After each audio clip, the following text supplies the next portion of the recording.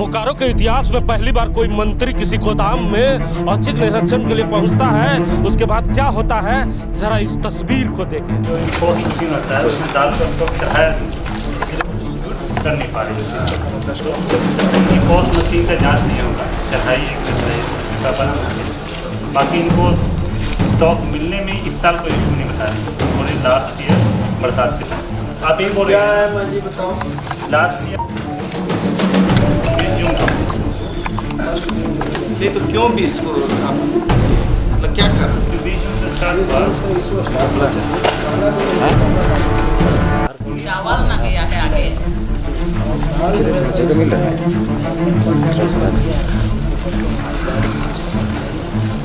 बाकी को कब दिए, इनको कब दिए?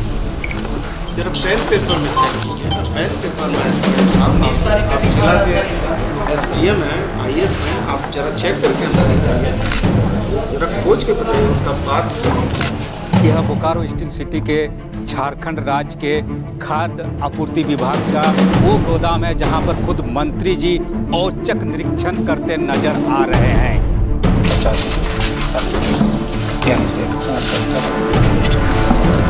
वो कहाँ है? थानेदार से लगाइए बात करें तो पलेटी का थानेदार जो। हाँ जी, कौन किया था? रमेश किया था। कहाँ गया रमेश? वो कहाँ भाग जाता है जी?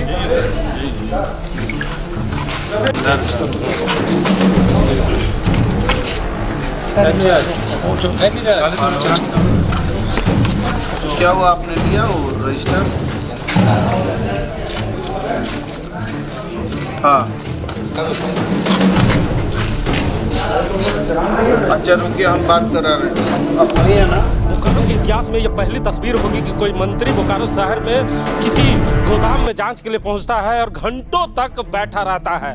जी हाँ, करीबन 5 घंटे से ज़्यादा भी मंत्री बंतरांग गुप्ता इस गोदाम में बैठे रहे और बारीकी से हर बिंदु का जांच किया और जमकर फटकार लगाई अधिकारियों को। हाँ ये किए हैं, मतलब किए हैं। यहाँ पर बोला गया था सर, अध्यक्ष ने उन्होंने फैसला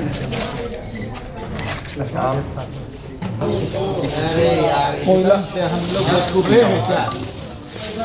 शिकार लग रहा है कि एकदम ही मूर्ख आदमी गुड़ों में कोयला क्या करता? भाई क्यों नहीं आपको आइडिया? आपको आइडिया क्यों नहीं है? आप ही ना इसके बॉस हैं, आपको आइडिया क्यों नहीं है? खैर वो तो सारा चीज़ भी आ जाएगा उसमें। पहले गिनती करवाइए भाई। दाल ठंडी बनाओ, दाल का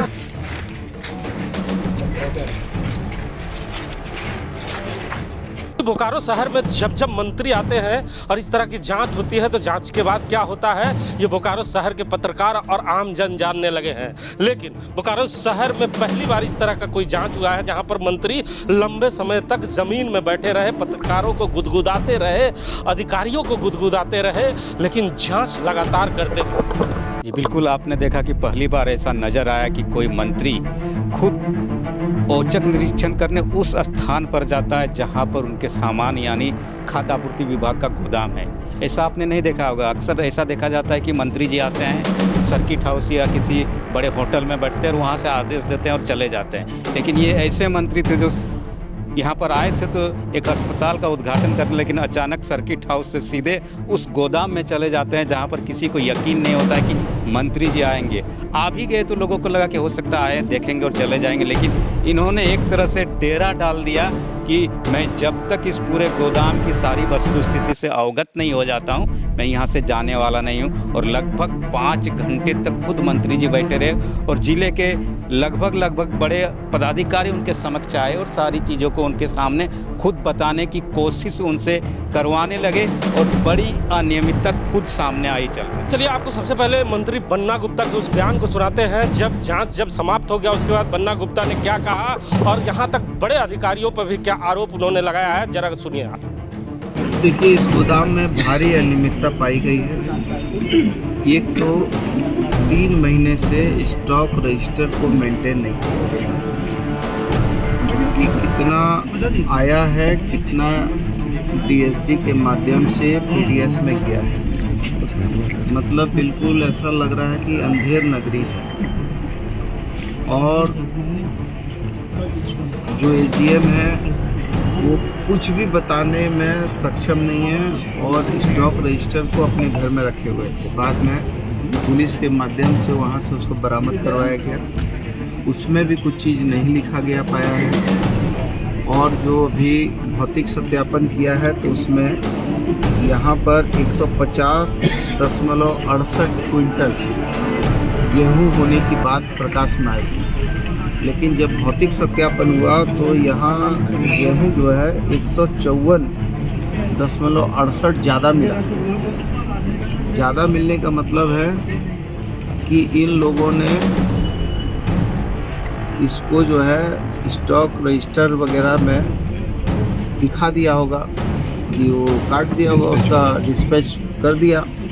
लेकिन ये माल जो है यहीं पर था और संभवतः ये माल जो है कुछ और बड़ा रूप लेता, उसके बाद ये जो है उड़ीसा और बंगाल को चला जाता। इसमें ऐसी ही संभावना नज़र आती है।